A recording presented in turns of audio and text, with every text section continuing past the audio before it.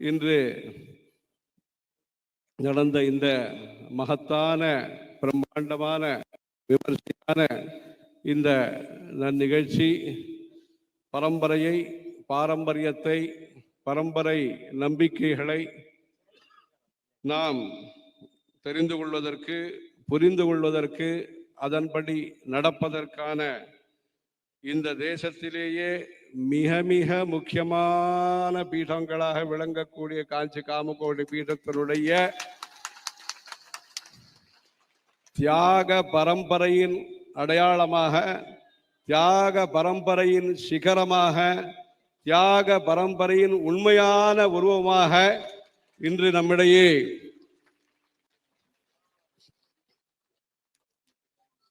அந்த குடும்பத்திலிருந்து இவர் இந்த பக்கம் வந்திருந்தாலும் இந்த காஞ்சி காமகோடி பீட குடும்பத்திலே இவர் சேர்ந்திருக்கிறார்.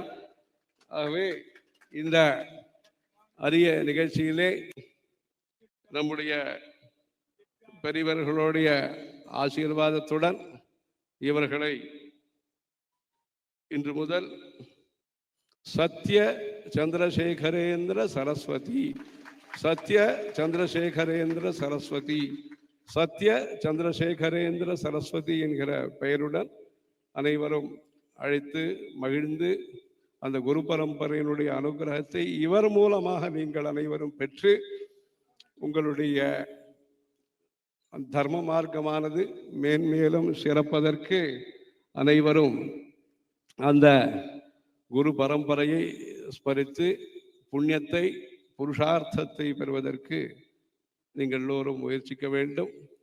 சத்யவிரத நாமாங்கித காஞ்சி திவ்ய கஷேத்ரே என்பதாக நீங்கள் எல்லோரும் ஸ்வஸ்தி ஸ்ரீமதகில பூமண்டலாலங்காரா என்பதிலே சத்யவிரத நாமாங்கிதா என்று சொல்கிறீர்கள்.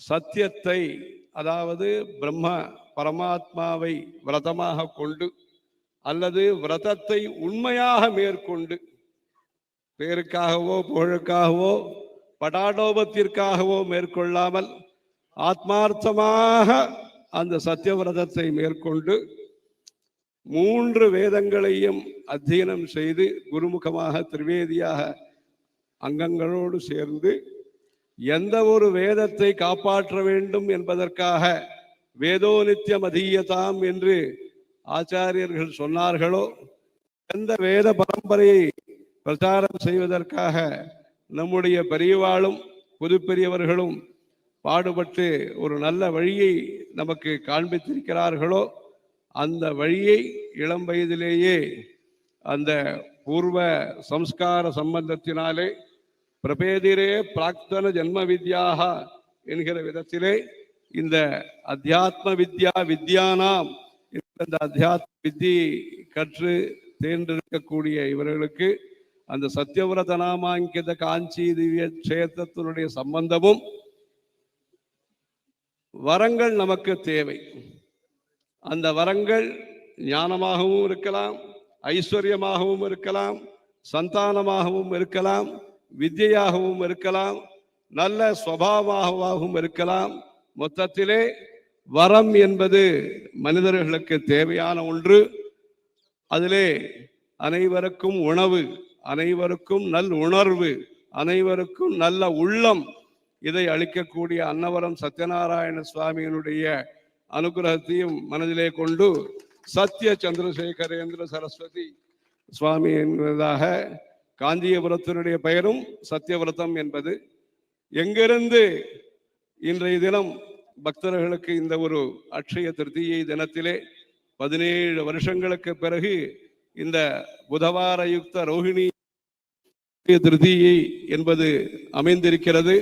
மறுபடியும் 27 வருஷத்திற்கு பிறகு அந்த புதவாரமும் ரோஹிணியும் சேர்ந்த அட்சய திருதியை வர இருக்கிறது.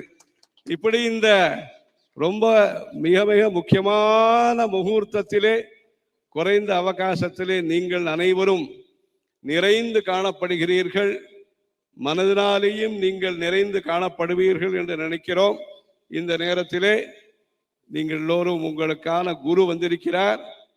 அவருக்கான சிஷ்யர்களாக நீங்கள் அனைவரும் உங்களுடைய ஸ்ரத்தையை, உங்களுடைய பக்தியை, உங்களுடைய சமர்ப்பணா புத்தியை மேன்மேலும் அதிகரித்து கொண்டு இந்த ஞான பரம்பரையானது, தியாக பரம்பரையானது, சேவை பரம்பரையானது மேலும் மேலும் இந்த தேசத்திற்கும், இந்த தர்மத்திற்கும், இந்த சமுதாயத்திற்கும், உலகத்திலே விஸ்வசாந்தி ஏற்படுவதற்கும், அத்வைத தத்துவம் பிரச்சாரமாவதற்கும், அனைவருக்கும் பதவி, அனைவருக்கும் பணம் என்று இருந்தாலும் அனைவருக்கும் தேவையான ஒன்று புண்ணியம்.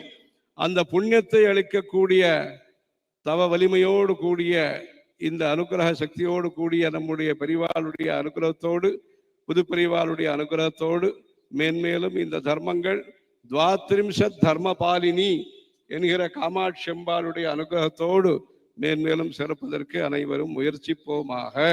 ஹரஹர சங்கர, ஜெய ஜெய சங்கர.